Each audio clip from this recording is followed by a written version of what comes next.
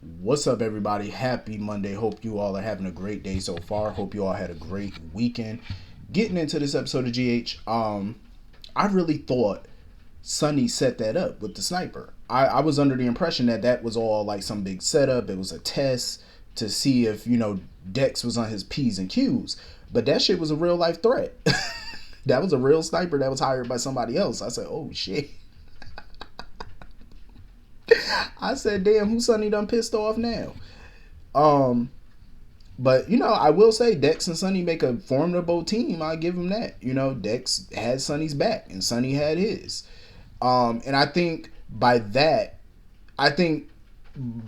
saving Sonny and Sonny coming back to save him, it's gonna solidify whatever it is they have. This little boss employee friendship, whatever you want to call it. I think it's gonna solidify it, and it's gonna make it that much more harder for Dex to work for Michael to take Sonny down.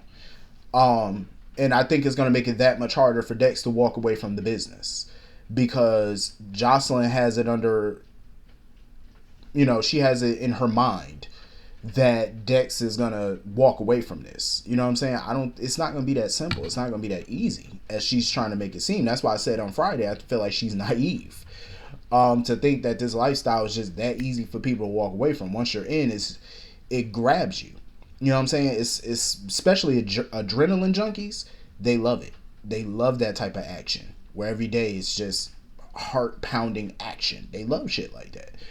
And she gonna go off when she find out Dex got shot and stuff. She gonna go to hell off. But I definitely feel like that wasn't Pikeman that sent that sniper. I don't think it was Pikeman, because why? Sonny had a good point though. Why would Pikeman jeopardize the shipment coming through by doing that? Why would it makes no sense? Sonny's cooperating with them. He's basically their partner now. So why rock the boat that way? Wouldn't make sense. I definitely think this has to do with Jennifer Smith and whoever this organization is in California. That's who I'm thinking this is. I'm thinking whoever that is, they're making their move. Because they've been patiently sitting back. Remember, she said that they wanted to expand in Port Charles. I think this might be connected to that. Could be. But Sonny better watch his back, beef up security and everybody, because shit is about to get real up in there. It's about to get real fast. So anyway, moving on from that. I don't know what's in the water with these Cassadine men, but I don't know if it's a family trait, but they have this thing about putting their hands on females that I'm not feeling. Because I'm like, what is going on? Is Ike Turner a part of their family too? Because they got a lot of Ike Turner in them. Like, first Nicholas grabbed Elizabeth and now Victor, old crusty self, grabbing her. I was not feeling it. I said, get your hands off of her. Liz should have slapped the dog shot at his old ass. I'm just tired of watching them think that they could grab her up like she's some little, like you just grab somebody like that. I'm like, what the hell is wrong with y'all? You know what I mean? Like, come on now. Back up off her. And I'm glad Elizabeth let him know, like, I went to the cops. I already told. So I took whatever leverage you thought you had. She took that shit away.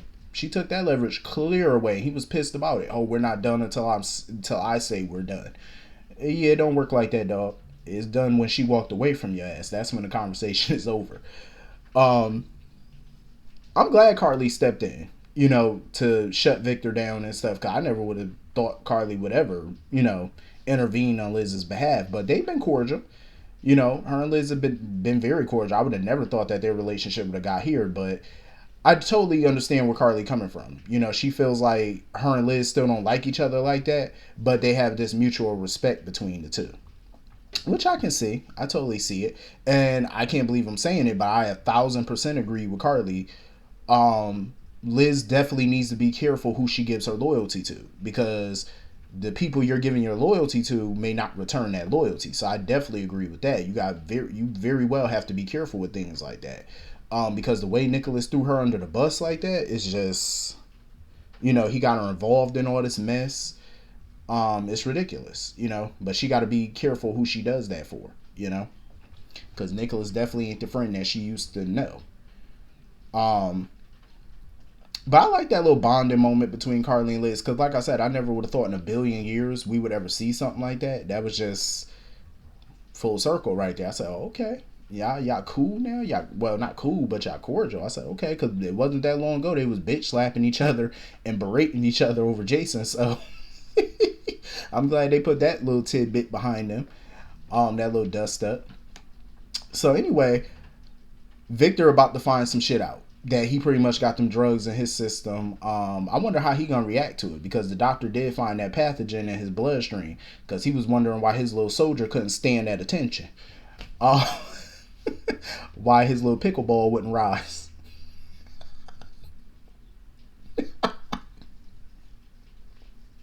That shit gross as I think about it. I'm like, ugh. Um, so Finn, I guess, got to come in and you know do some more work on it or whatever to find out exactly what it is since that's his area of expertise. I know Victor gonna go to hell off. You know what I mean? Because now he gotta find out what Liz, told the cops and stuff like that. And like I said before, it's kind of crazy how Victor is not two steps ahead on this thing because usually he's on top of shit like this. So the mere fact that he didn't know Liz went to the cops and he don't know what she told the cops, that's funny to me. I'm like, finally somebody took some leverage away from his ass. It's about time. Um. So anyway, moving on from that, I'm actually glad in a way that Nina is gonna take the high road on this one because calling the SEC and stuff on Carly and Drew is just, it's like, what good is that gonna do for Nina? It's only gonna. I mean, I'm all for revenge because this tit for tat game that's been going on between her and Carly, I like it. I like the animosity between them. You know what I mean? I'm ready for a good bitch fight. Honestly, I think it's due. I feel like Nina and Carly just need to box one good time. I feel like they just need to whoop each other ass one good time and get it off the chest. That's what I think. But I respect the fact that Nina wants to take the high road for now.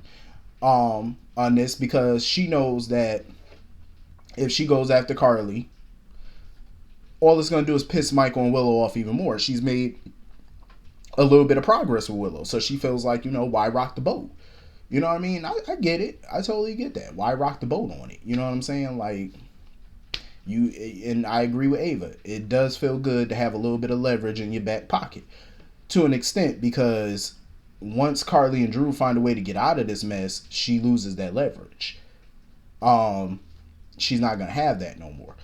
But I get playing nice and trying to play it safe. And besides that, she doesn't really have an issue with Drew. She has a problem with the person he's attached himself to. But I did think it was nice, about how Drew came up to her and even her and Ava were shocked that he was so nice to her and stuff because he was like, my son went through cancer. He was like, so I know what you went through. I know what you're going through now. And he was like, I wouldn't wish that shit on nobody. Which is true. When somebody's going through something, you definitely wouldn't wish that on your worst enemy.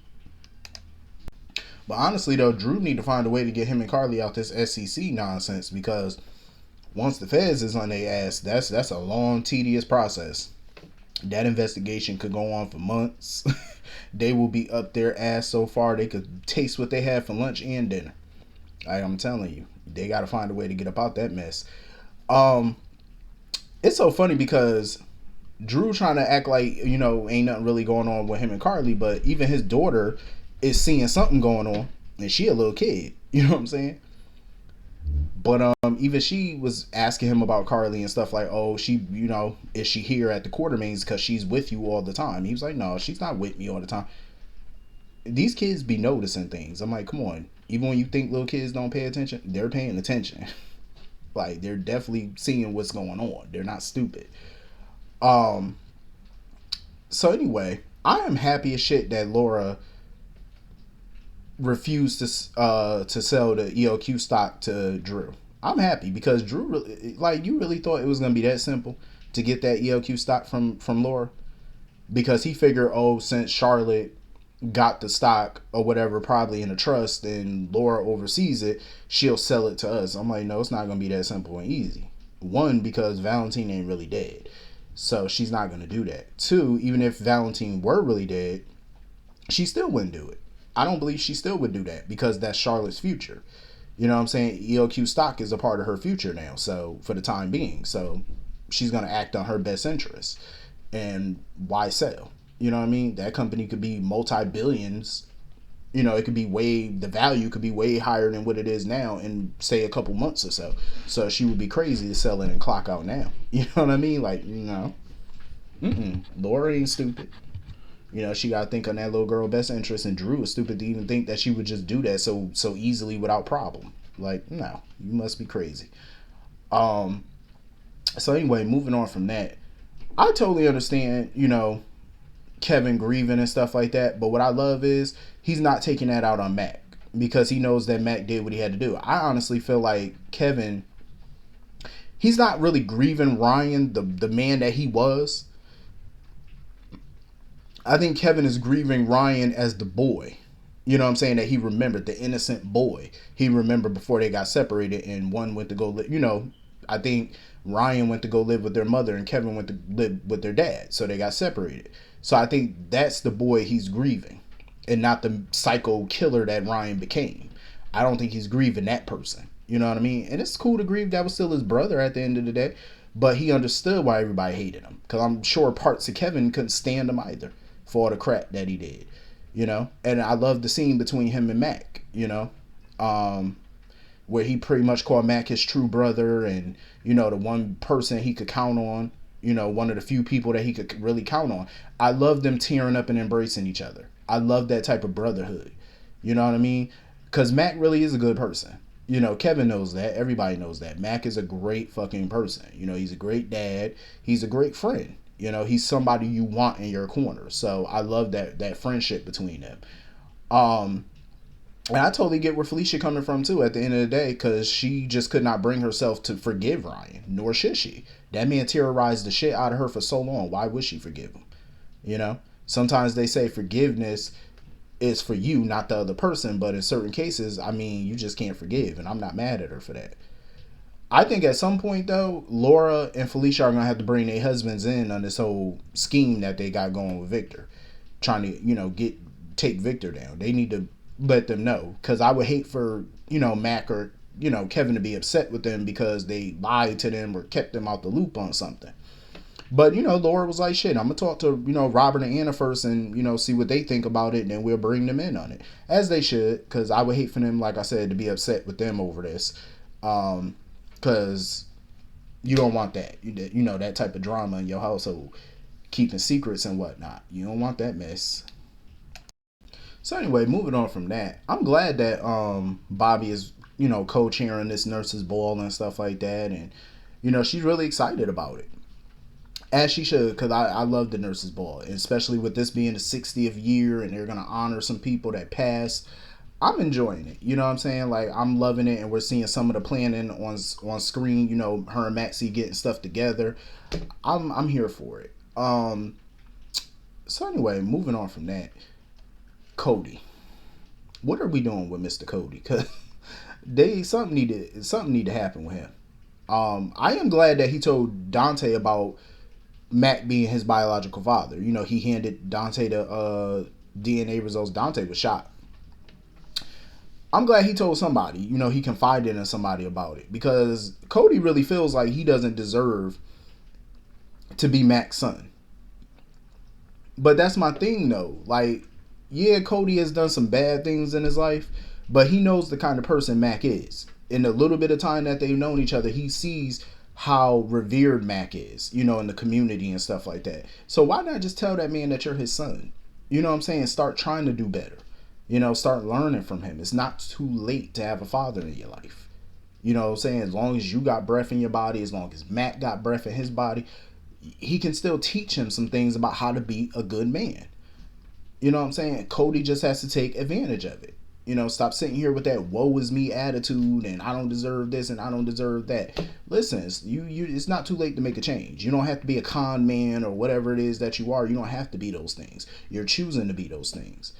Because even Mac, you know, was trying to offer to help him get a job, you know, help him get a better paying job and whatnot so he can start having some money, you know, but he turned that down. I'm like, see, the generosity Mac just showed him, that's the kind of man that you would want as your dad. You know what I'm saying? Like, don't throw that away. So hopefully Cody get his shit together. Other than that, I really don't. If he not, I don't see the point in keeping him. Because I'm just like, what are we doing? We're gonna drag this whole thing out probably to the nurse's ball, I would guess. Like that's probably when Mac gonna find out that that's his child.